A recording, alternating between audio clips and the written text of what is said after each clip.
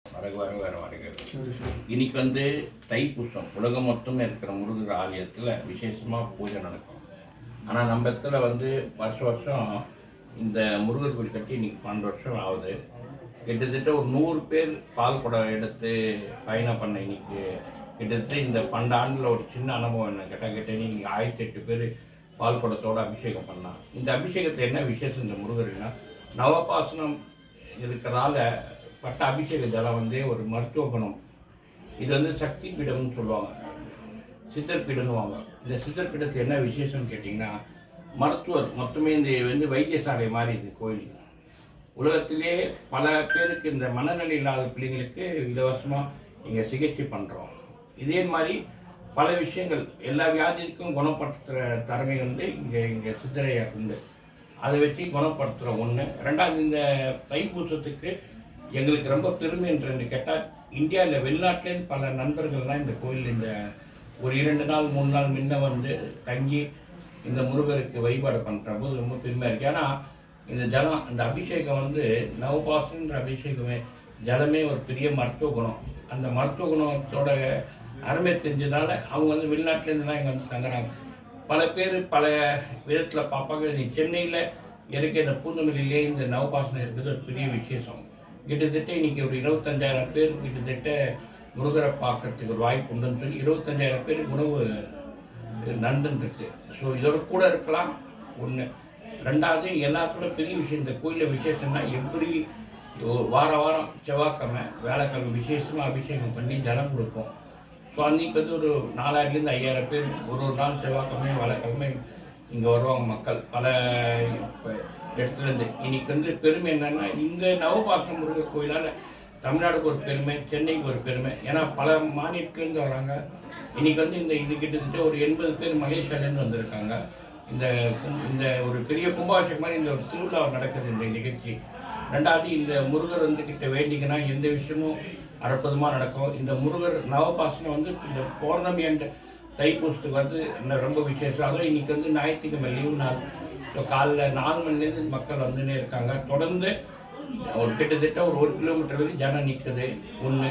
இரண்டாவது, இது ஒரு பெரிய அதிசயம் என்னன்னு கேட்டால் இந்த முழுக்க உங்களுக்கு வந்து அந்த வைத்திய உணவு கொடுக்குற உணவு கூட பார்த்தீங்கன்னா மொத்தமே மூலிகை உணவு தான் நம்ம இங்கே கொடுப்போம். ஏன்னா மூலிகை உணவு வந்து ஒரு மருத்துவம் மாதிரி. அந்த உணவு எடுக்கிற போதே பல வியாதிக்கு ஒரு முற்றுப்புள்ளி. ரெண்டாவது, இந்த நவபாசன முருகர் கோயில் எப்படின்னா அந்த முருகர் வந்து இரவு நடை சாத்தி காலைல நடக்கிறது போது இயற்கை வேத்து வரும். அந்த வேத்தில் வந்து அற்புதமாக ஒரு மன நிம்மதி கொடுக்கும். அந்த வேத்துப்பட்ட விபூதியோ அந்த சந்தனமோ பண்ணது அது வந்து ஒரு வைத்தியம் மாதிரி அதை யூஸ் பண்ணுவோம். ஸோ பல பேர் பல மாநிலத்துலேருந்து வந்து இந்த விபூதிக்கும் சந்தனத்துக்கு வருவாங்க டெய்லி காலையில். ஸோ இது ஒரு அற்புதமான வாய்ப்பு மக்கள் பயன்பாட்டுக்கு. நன்றி. பொதுவாக முருகர் வழிபாடுன்றது வந்து வெற்றிக்கான நிலை சொல்கிறாங்க. இது ஒட்டுமொத்த மக்களுக்கான புரிதல் எப்படி புரிஞ்சுக்காங்க? ஒரு நிமிஷம் முருகர் வழிபாடு அதனுடைய ஒரு நிமிஷங்க அப்படிங்க.